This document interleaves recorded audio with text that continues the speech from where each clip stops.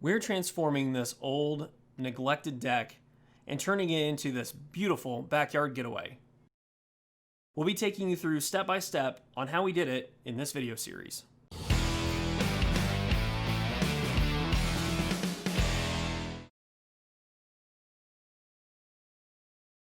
So this deck has some problems. If you look here, you can see that the previous homeowner used some really thick resurfacing paint on the deck boards, and that paint is peeling up. We tried scraping the paint off of the boards to see if we could refinish it, just put a new coat of paint on the surface, but after we got into it a bit, we noticed that the boards are really in a bad condition in a couple different places. So what we're going to do on this deck is we're going to replace all the deck boards and give this a nice, solid, clean surface. The other thing we noticed too, when we were going through scraping off the paint, is in some places there's a lot of dry rot. So if you can see here, this is a pretty bad issue for this top rail board. There's a lot of dry rot here. It's just pretty much mush. So we're going to be replacing this board, probably all the top rail boards, with new wood as well, and fixing any damage that we see as we get into this. As with a lot of projects, once you start getting into it, you start uncovering more problems. In our case, it was dry rot. We had dry rot on the handrails. We had dry rot on the board that attached the handrails to the house. We had dry rot problems with the posts where the handrails attached to the posts. And we even found dry rot issues with the posts themselves where they attach to the concrete footing. The next step is to put up some temporary supports so we can address the post issues on the deck. In order to stabilize the deck, we just used some 2x6s and some 2x4s. We screwed those together in order to provide some bracing to support the weight of the deck. And then to make sure the deck didn't sway from side to side, we also used some scrap lumber here as well that were screwed and attached to some stakes that we hammered into the ground. This provided enough support for the deck where we could cut the original 6x6 posts off and redo those footings.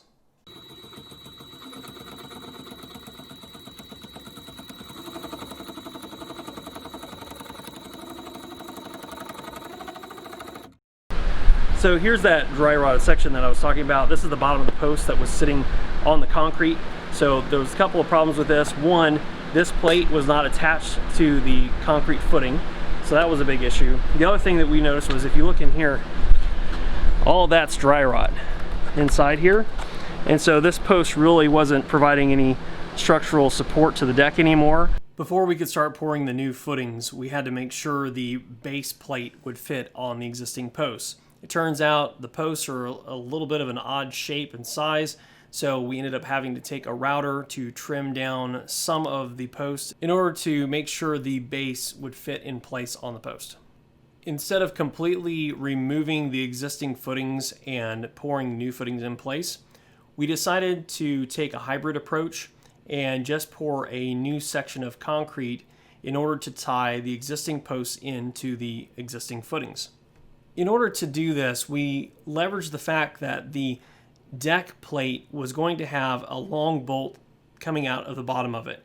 In addition to that, we also realized that we could simply install some Tapcons, which are basically concrete screws, into the existing footing. That way, once the new concrete was poured, it would dry around the connections into the footing with the Tapcons, and it would dry around the bolt that's attached to the base plate. This, we felt like, provided enough of a connection and enough stabilization to make sure the deck would stay in place and be secure without having to dig up the existing footing and completely redo it.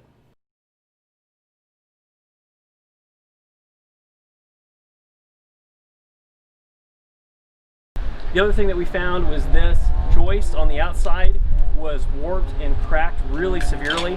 So we ended up replacing it with a newer 2x10 just to make this really nice, secure, and look better. I think structurally the other one was probably okay, but it was bad enough to where we made the decision to go ahead and replace it. So this looks a lot better than the old one. And again, it's, you know, safety first. So we're making sure everything is the way it should be and secure and nice, and so that way we don't have to worry about being on the deck and any kind of an issue.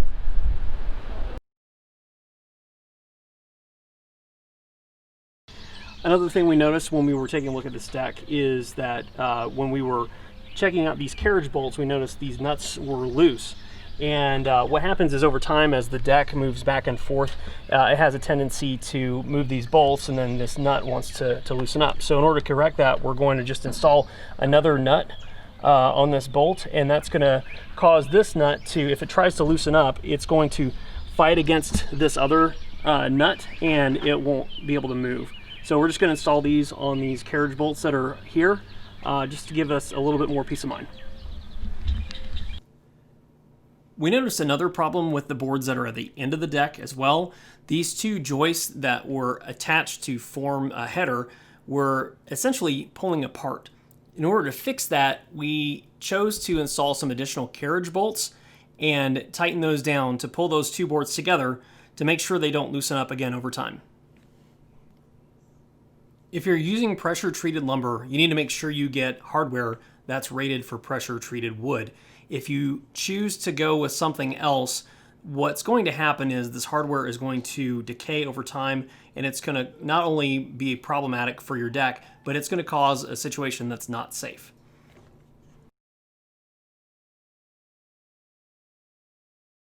For the rest of the Dryrot that's on the post, we're going to scrape away everything that's loose, so that way the remaining wood is as solid as it can be.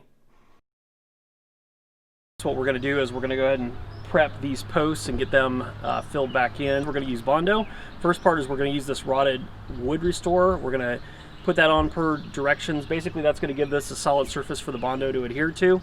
And then the Bondo itself is going to be the Bondo wood filler. So this is a stainable Bondo. We're not going to stain it in this case. We're just going to paint the deck because, again, the deck is, you know, it's a little bit older. We're making it look good. We're restoring it. So this will take paint just fine. So basically it's a two-part process. This we prep the wood with, and then this will fill it after this is all dry. So just follow the instructions and you should be fine. For the Bondo wood restorer, the instructions say to apply about 6 coats, waiting 2 to 3 minutes in between each coat in order to provide a solid surface for the Bondo to adhere to. We went ahead and did that in this case, but we were also a little unclear as to whether or not we needed to do this step because we went ahead and scraped away all of the loose dry rotted wood. Based on the instructions and what I've seen in other research, it sounds like you might not have to use this if you don't have any rotted wood damage. This is just to make sure the surface is strong enough to attach the Bondo to. We wanted to play it safe in this case, so we went ahead and use this and followed all the directions. But again, you might want to look into this yourself and see if this is something that you need or if this is something that you can skip. After the wood restorer has dried completely, you'll want to go through and sand all the sections that you're going to be repairing with Bondo. It's important that you sand down everything now, because if you have Bondo that's left over from repairing one section, you'll wish the other sections were already prepared so you can use whatever is left and start the process on those additional sections. Believe me, we know we ran into this issue and wish we had done this in the first place. As far as applying the Bondo itself, the process is pretty straightforward. Just make sure you're following the instructions as stated on the packaging, and the biggest takeaway I can give you is to make sure you only mix up small amounts in order to get started. It's always amazing how quickly Bondo sets up, so you want to be prepared for that and not waste any material, especially if you have a lot of wood repair to do. Working with Bondo is more of an art than it is a science.